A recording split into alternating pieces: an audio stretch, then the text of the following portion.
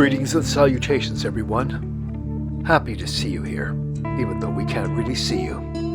We assume you're out there. In the mysterious, convoluted, bizarre, topsy-turvy world of social media, there are two schools of thought when it comes to Sasquatch. One, they're benevolent, they want to be your friend, but they just want to be left alone. The other school of thought is they're malevolent, dangerous, will do you harm, and definitely do not welcome your presence in their midst. What do you think? Because we have not encountered such a creature, such a being, such an entity, how do we really know? That's our perspective. If you have, well, aren't you lucky? We want to hear about it. Unless, of course, you're a crazy person, then we do not want to hear about it.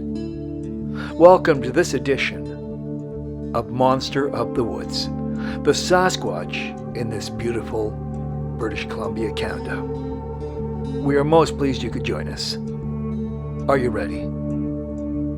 Let's go.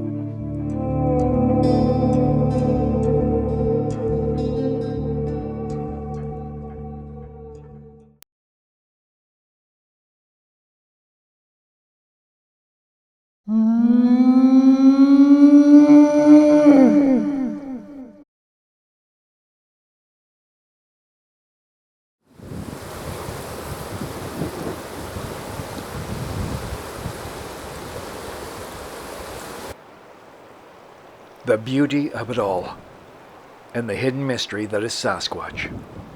Back in 1998, we interviewed one of the preeminent Sasquatch researchers in all the world, the late John Green of Harrison Hot Springs. He said something that really shook up the Bigfoot community, and I quote, "If you're out hunting and you see a Sasquatch and you have a clear shot, you should take it." That caused a lot of anger. Yet some agreed. So the question should be asked, if you were out hunting and you had a clear shot, would you take it to once and for all prove the existence of Sasquatch with a body? Although some say Peter, you may know him, has a Bigfoot in his freezer. Is that true? Well, perhaps it's tongue-in-cheek. Moving on now.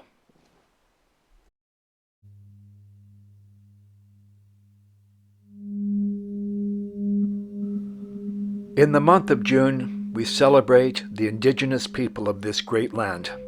It is a time to talk to them, thank them for their contribution to our understanding of this natural world.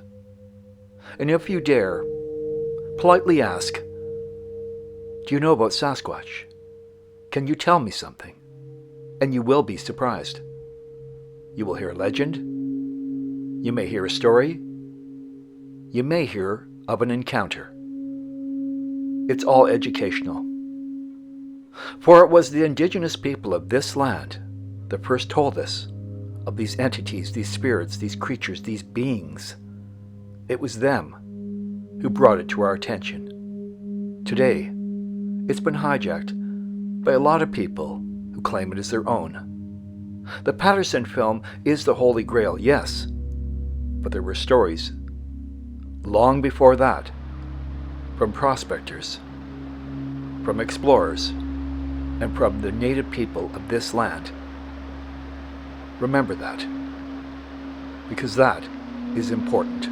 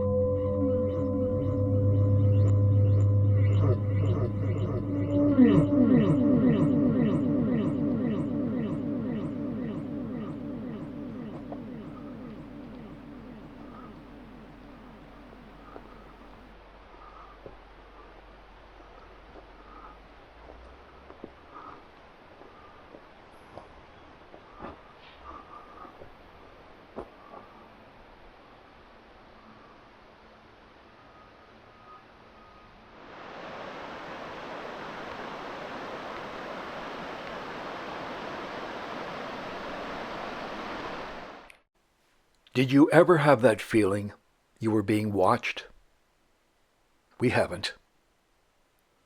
On our many journeys, at many locations, only a couple instances where something was off, something was odd, but not necessarily being observed, just something.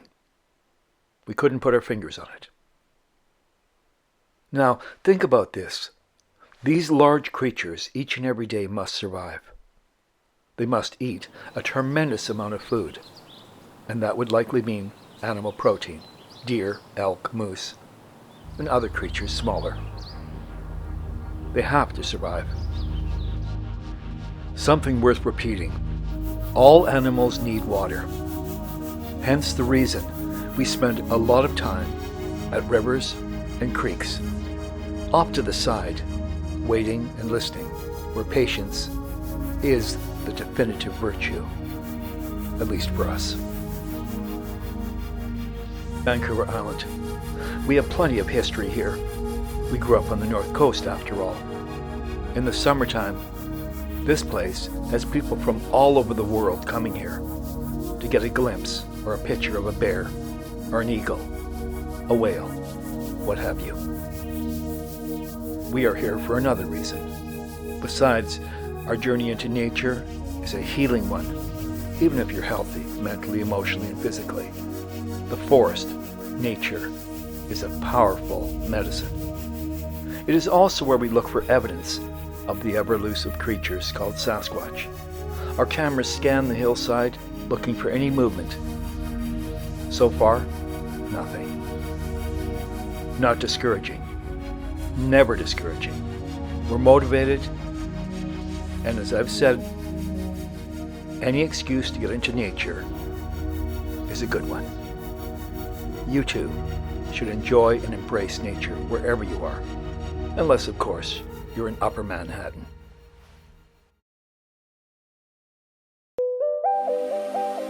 There is so much nonsense related to this subject, I don't know where to begin. But it seems people are unconcerned with the truth. A good story, a tall tale, that's good enough. That will suffice. I'll tell you this, wherever we go, many of the locations we show you are where sightings have been claimed. Can we validate them? Absolutely not. But there's people out there, right, Steve, that are just misleading you and want your capital. We don't. As our population grows and the towns and cities encroach upon nature, this is of great concern. As we've said, wildfires affect Sasquatch if they're out there. So does the city pushing into the country. Animals are confused. Their habitat is being lost.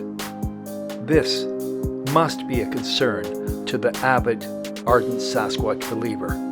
Unless you just want to know about the Sasquatch, you could care less about its habitat. The habitat is everything to us. So before you go out there, don't be foolish. Know where you're going. Don't become a statistic. Each and every year people get lost here, and sometimes it's fatal. And as for those creating havoc in the forest, we're watching carefully. The world is full of mystery, and we thank our Indigenous brothers and sisters and elders for sharing their knowledge. How else would we do this? Thank you for watching this episode of Monster of the Woods, the Sasquatch of British Columbia, Canada. We greatly appreciate your presence here. Until next time, remember, eyes open, cameras ready. Over and out.